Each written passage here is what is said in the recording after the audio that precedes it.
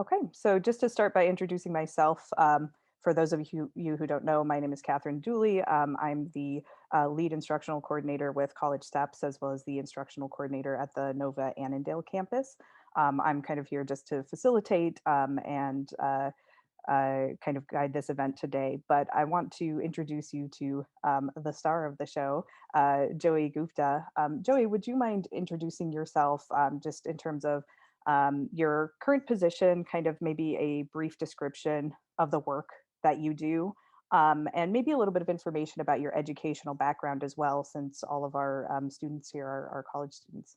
Sure, absolutely. Hello, everybody. I'm so happy to be here today. I had the chance to be in person a couple of years ago, and hopefully the next time that we have this, we'll be able to all be in person again.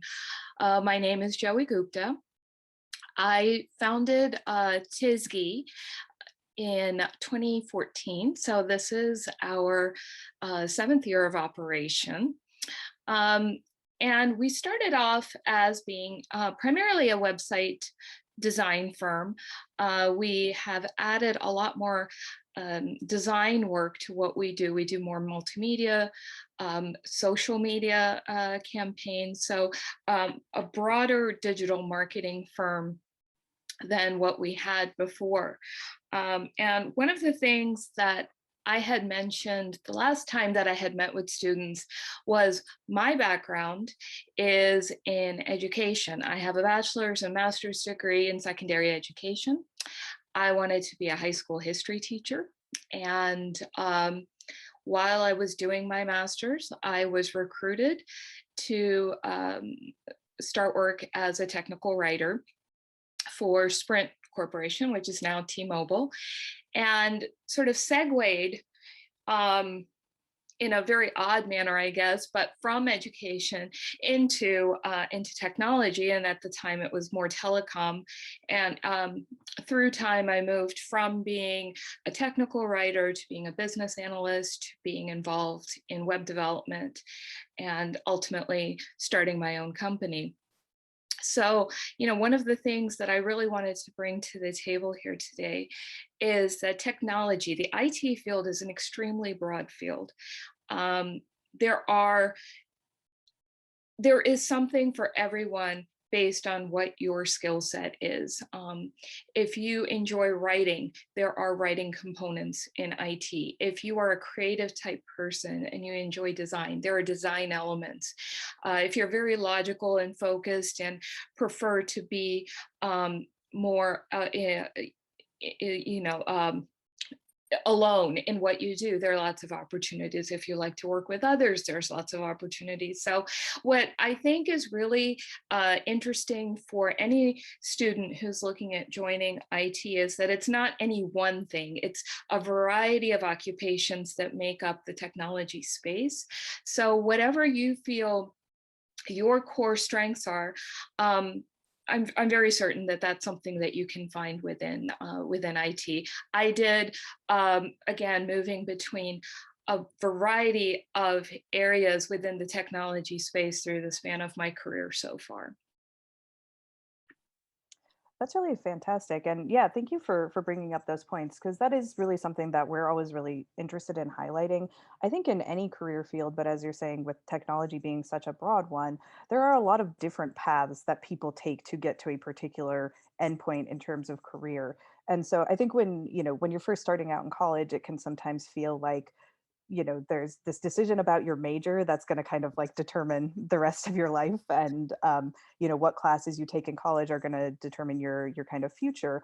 And obviously there's you can learn a lot of things that can help shape the direction that you take, but you still have a lot of options even after college, and a lot of choices about the directions that you take that. So I'm really glad to hear that, based on your background, that you can really highlight that dynamic. One thing I want to pause really quickly before we get on to the next question, just to say for all of the participants who are here, um, if you have questions or comments that you would like to make during this first part of the session, you can open up the chat window. So if you go to the bottom of your screen, there's the three dots that say more, and then push the button for chat. You can feel free to type any questions in as they come up or any comments that you'd like to make, and then we can always come back to those later. So we'll start with kind of a general discussion and Q&A with Joey here, and then we'll open it up for student questions at the end. So feel free to just enter your questions into chat as they come up. So yeah, Joey, for you, I wanted to kind of delve a little bit more into you know your your story and your kind of background. So you mentioned kind of that you didn't start off with a strong interest in tech necessarily, or a thought that that was the field you were going to go into. You actually started um, from the standpoint of education.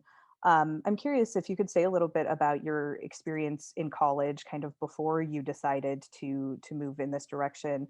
I guess just generally, again, just thinking about connections with our students who are currently in college and taking classes. If you had any like thoughts or feelings about tech at that point, if there are any classes you took related to that, or if you were much more focused on kind of the humanities and liberal arts and viewed that as your strength. But yeah, just any reflections on the college experience for you. Were there parts of it that were difficult for you, things like that? Sure. You have to factor in my age as we're having this discussion. So I started college, and nobody get horrified here, but in 1986. So the level of IT technology, et cetera, was still, it was there, brand new, something that wasn't really even a major in a lot of different schools. So when I went to college, it was more uh, standard engineering, humanities, liberal arts, and my first exposure to any type of technology was using a word processor, which was such a huge step up from using a typewriter at the time. So I know a lot of the young folks on here are not going to understand what I'm talking about, but it was a huge leap of faith. And so I didn't have a lot of technology in my background. And when I was recruited to join Sprint, I think one thing that I really want to emphasize here is that there's one thing about your knowledge and there's another thing about your skills. And I think what I mean by that is I was recruited because of my writing abilities um, and speaking abilities. Uh, it's very important. Those are transferable skills across all industries. If you can communicate well, if you can make connections with people, if you can express your thoughts verbally and in writing, those will all be very useful to you, whether you decide to pursue an IT field or not. And when we say IT, most people think of like coding and developing, but a lot of that has to really do with you're embedded in a company most of the time. It's not always that you are simply working for a development firm that's just doing code. So there are, the other 80% of people out there who have no idea what you're talking about. So you must be able to explain things to people, talk to them, understand their needs so that you can develop a product that would meet those needs. So I think the benefit of having some level of humanities, liberal arts type background for anybody are those skills, what people will typically call soft skills.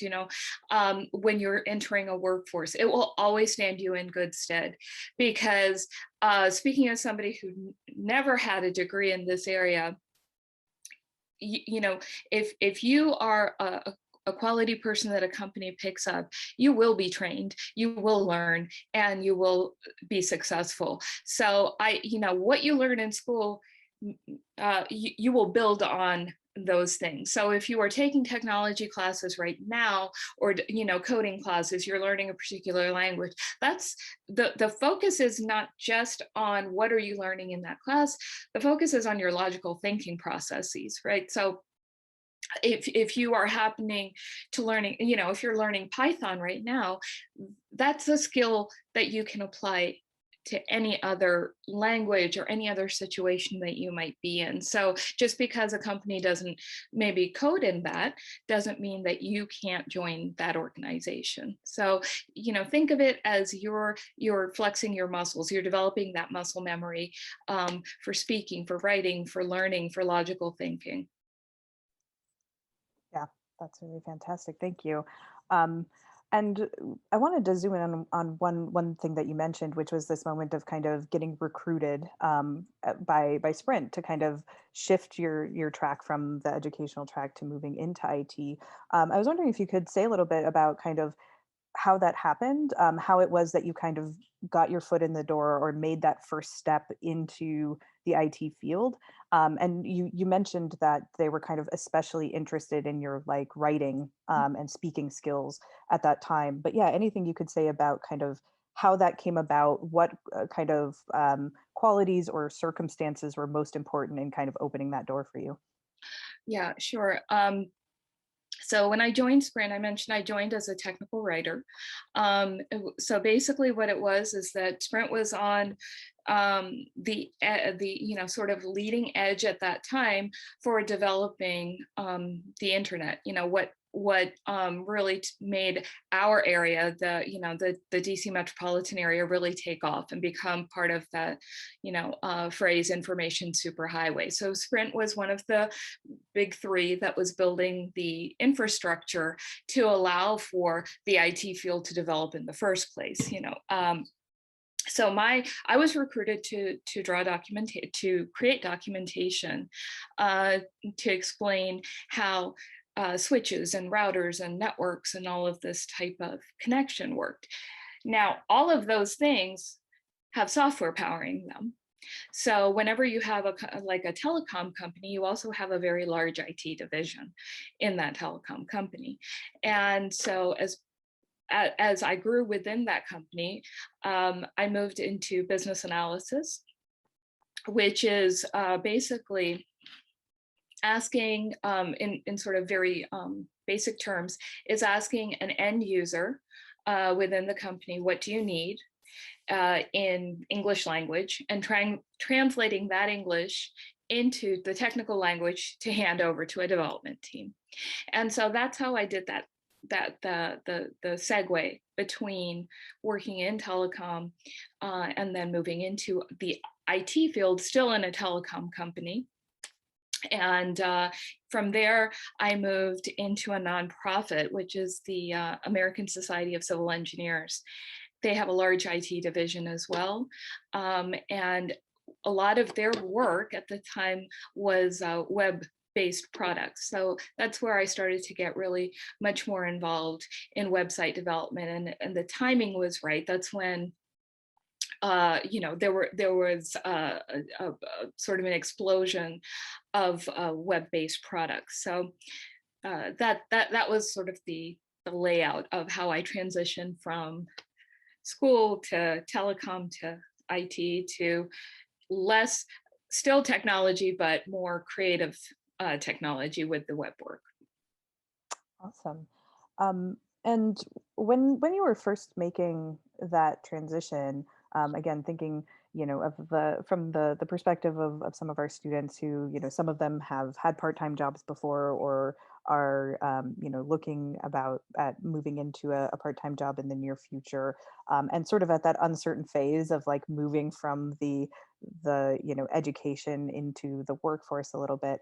Um, were there any kind of parts of that transition that were difficult for you, especially kind of stepping into a field or a type of company that was maybe new at that time in general and maybe unfamiliar for you personally based on your background? Yeah, I mean, two things I would say with that for me is I entered an absolutely male-dominated field. Uh, uh, you know, while things have improved quite a bit, any of the ladies on the call, you will be entering a field that has a lot of men. And that requires you to build your confidence, feel strong in what your knowledge base is, and sort of be willing to hang with the big boys and in these meetings and things like that. So that was something that was very new for me. It's one thing even for any student, I think, to enter sort of an adult workforce. You already come in with the baggage of being the youngster on the block, so to speak. And then on top of that, I had the fact that in many, many instances, I was often the only woman in the room. And the second thing was for me, telecom was very much a military dominated industry. The way that the internet came about was really born out of our armed forces. And as part of that, a lot of the folks who worked at companies like Sprint were former military. And so there was a very different work culture at that time, extremely formal. Men had to wear navy suits or dark gray suits and ties, and ladies could not wear pants. And this is not that long ago. I'm talking about the early 90s. So, had to kind of get used to being a college kid and dressing like a college kid to suddenly, having to invest my extremely limited salary in clothes to wear. So those are a lot of the transitions. But I think the workforce has changed quite a bit since my time. But those are my biggest challenges, I would say. Yeah, and I think that I agree, obviously there's been some changes, but that point about kind of adjusting to a company culture, or adjusting from the kind of culture of being a college student to the culture of a workforce, is definitely something that can be a big transition, I think, in a lot of ways even now. So yeah, thank you for sharing that.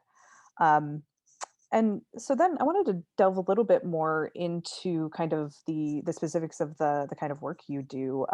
So um, in the current kind of position and company that you work within, what does your kind of job look like on a typical day? What sorts of skills are you bringing to bear in your job these days, and how does that kind of compare with some of the other jobs in this field you've had in the past? Yeah, sure. So I have, I'm a small business. I have um, 3 developers, and I have 2 designers who work in our organization. And the bulk of our work we do is, as I mentioned, website development with some caveats to that. One is that we do focus on a lot of e-commerce sites. So we focus a lot on security, very important for what the type of sites that we build. And the second component is something called Section 508 compliance. If you haven't heard of that, Section 508 is a piece of the Americans with Disabilities Act.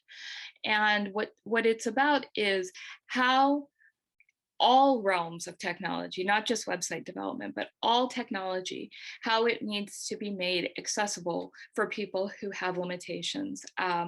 So for example, a website cannot be accessed without using a mouse because there are people who cannot use a mouse. Can a website use what's called like a JAWS reader, which means the person has impaired vision, can you install a reader on the site to read that website to them? So because we work with, and the reason we do a lot of Section 508 compliance is because we work with a number of businesses in the area that are government contractors, and the federal government requires contractors to achieve a certain level of compliance to the Section 508. So when they themselves have their websites and they're bidding on contracts, the contracting officer will often look at their website and say, you're compliant or you're not compliant. So those are, while we're a website design firm and we do build websites from everybody from, we have a church to a small business with a single page site up to, a company that went public a couple of years ago. There's a broad range, but our sort of niche areas happen to be in, as I mentioned, the e-commerce area and Section 508. So you were mentioning earlier this idea of kind of there being sort of a number of paths that people can take, or that there's sort of IT careers that are available for a pretty wide range of interests and skill sets and things like that. Um, and I'm wondering if you could compare sort of, where you would position yourself as kind of the path that you've taken, the sort of position you've ended up with, in terms of like what the pros and cons of that are, what kinds of person this sort of work would be well suited for as compared to other kinds of jobs in the IT field, and based on somebody's strengths or kind of preferences, as you were saying, in terms of like being really person oriented or customer oriented in their work versus being more kind of on the like development side, more focused on sort of the product. Where do you see kind of the advantages and disadvantages for different types of people, or in your job in particular, what kinds of people do you think would be well suited for the kind of role you're in versus some of these other roles? Yeah. So, one of my roles, well, I wear multiple hats again, sort of being the owner of a small company. So I go out and find business. So I'm involved in sales. And I often run projects. I do have a project manager who works for me, but when we have a lot of work, I also will jump into doing project management. So, for someone like myself, um, it's a great area to be in if you really like people, if you are good with talking to people and doing that type of outreach. Um, I am an extremely shy person, actually, and that's really been the hardest part of my job, particularly when I'm selling my own company. I sort of I don't have like that sales push, and so that's the I love what I do. I love building websites. I love working with my team. I love planning out the process of doing the technical work. I really hate going out and selling. It's not my comfort zone. But I've tried to take classes on how to improve that part of my personality, which sort of holds me back from going to events and really mixing with people and trying to do that networking. Because my job is not at all different than what you folks will be experiencing looking for a job. I mean, I'm essentially looking for a job all the time. Right. So that's what a company does. They're constantly looking for jobs. We happen to call them projects, but it's the same thing. I'm constantly selling myself and I'm selling my company. Um, so that for me is something that I've struggled with. So if it's not, something in your personality, I wouldn't say run away, just kind of hide away from it, because it is good for you as from a growth perspective to try and at least, dip your toe into some of these other areas. And like I had mentioned in the beginning, the IT field gives you a lot of opportunities to do that. The pro, and I can't emphasize this enough, given the world that we have lived in for the past year, the IT community has survived and thrived when many people have been far, far less fortunate. Um, you know, Flipping a switch and going remote was nothing for most IT people. It was, most of them have been doing it anyway. And if anything, there has been more of a demand for a lot of services based on the way that the economy has unfolded. So while it's been terrible for so many different industries, this is one that has really shown a lot of resiliency. So, if you're thinking long term, I definitely think almost every aspect of the technology sector has done extremely well. Big pro. Absolutely. Um, yeah, and to the point, kind of going back to the first point that you're speaking to in terms of the parts of this job that are kind of maybe not 100% aligned with your personality, or maybe not where you kind of saw yourself going. This is something I think about a lot. I mean, for me personally, I'm also kind of very shy person, which is funny. When I was in college, thinking about, even doing an event like this or running a training for a group of people would have been so anxiety inducing to me. And I thought I never would be able to do it. And so, one of the things I wanted to ask you, just kind of comparing where you thought you would be back when you were in high school, choosing your major, thinking about your career path, to kind of how you've developed over the subsequent years. Are there any skills that you kind of didn't realize you had at that time, or maybe didn't have, but that you have really found that are strengths through time, just through the experience of working in a job like that? Yeah, absolutely. I think that I had mentioned that I did a good portion of my career was as a business analyst, and I think that what really helped in that is because you have to listen to other people to get what their requirements are for their projects. And I'm not a big talker. It's much easier to listen when somebody else is explaining something to me. And so it was kind of turning that, my being an introvert, not being a big talker kind of thing into a skill where I don't think people were like, oh, somebody's listening to me about what I need for my project. And a lot of times somebody will come in and just talk over me or tell me what I want instead of listening to what I want. So, you can take um, what you really perceive as something that's negative about you. I mean, I'm the same way. If somebody told me to do this in college, I would be like losing sleep night after night, thinking that all these people are going to be looking at me and I'm going to have to say something. And obviously, there's a maturity factor through time. Things change, but um, a lot of things stay the same. It's just a matter of how do you manage that, and how do you make that your strength. And I think there's virtually everything you perceive as possibly your weakness can be converted into a strength as you grow and mature and see, like, how can I better use this ability of mine. Yeah, totally agreed. Um, my next question, I guess, kind of thinking about the fact that you've kind of gone from, being an employee to being an employer, as CEO of a company, and you mentioned you kind of have a team that you work with on this, and so you've sort of been on both sides of that.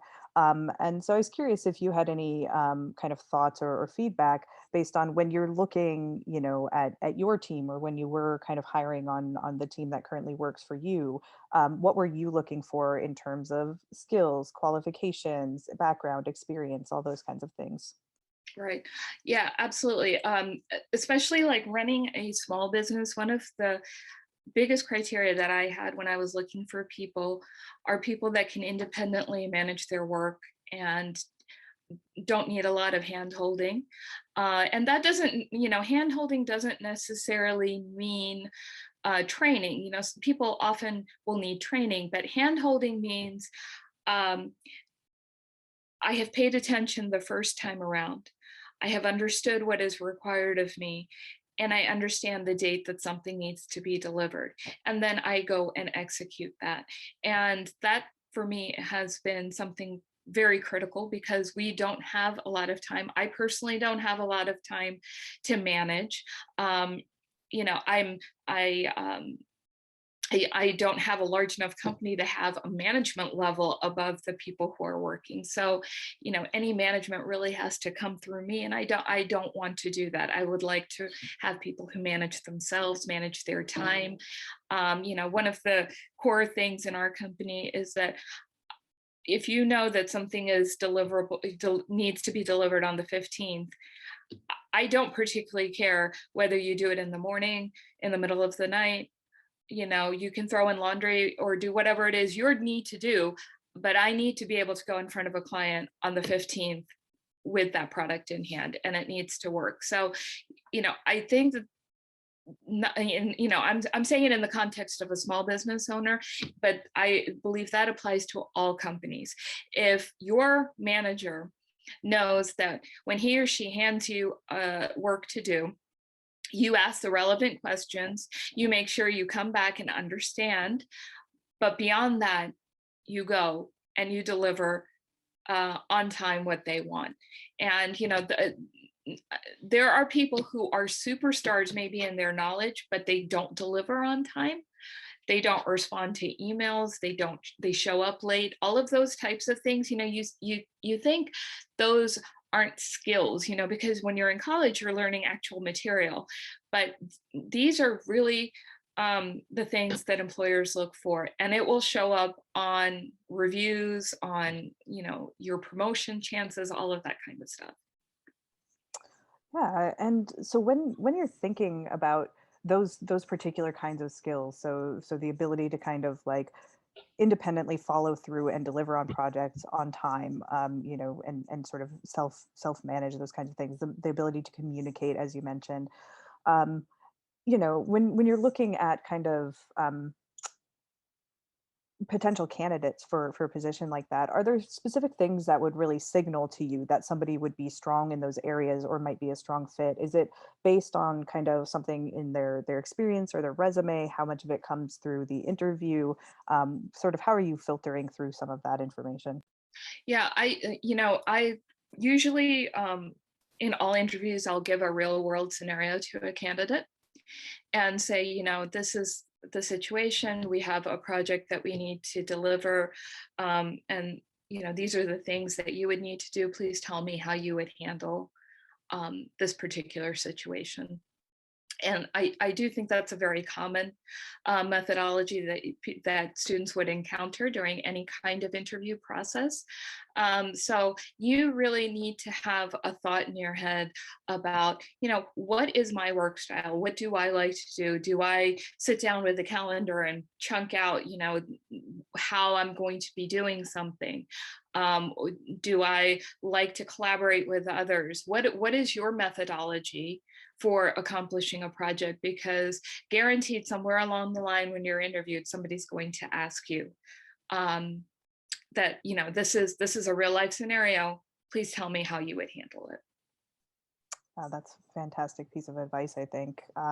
And so I guess the sort of last question that I had, and then we can go to some of the questions that have been coming up in the chat, is just thinking about advice that you would have to somebody who's interested in getting into this field. Maybe something you wish you had known back then, or something that just with the experience you've accumulated now, you would recommend to somebody who's at the stage where our students are kind of they're acquiring some of this IT experience in college and thinking about how to kind of use that to get their foot in the door into kind of an IT career path. Hmm. Yeah. So I see a lot in the chats about internships, and it's definitely the more work experience you have, because this field is a very hands-on field, right? So the more work experience that you can acquire um, is is very valuable to you. And don't limit your internship opportunities to only paid internships. Obviously, it's a wonderful way to both make money and get job experience. But sometimes when you have more limited experience from a college perspective, if you are an underclassman, look for some unpaid internships. A lot of times those unpaid internships will turn into a paid internship. And the key there is to meet as many people as you possibly can. Networking is so important. People get jobs through networking, through being active on LinkedIn groups. Look for groups that might meet your interests. Meetup is another really good place, I think, for folks to look for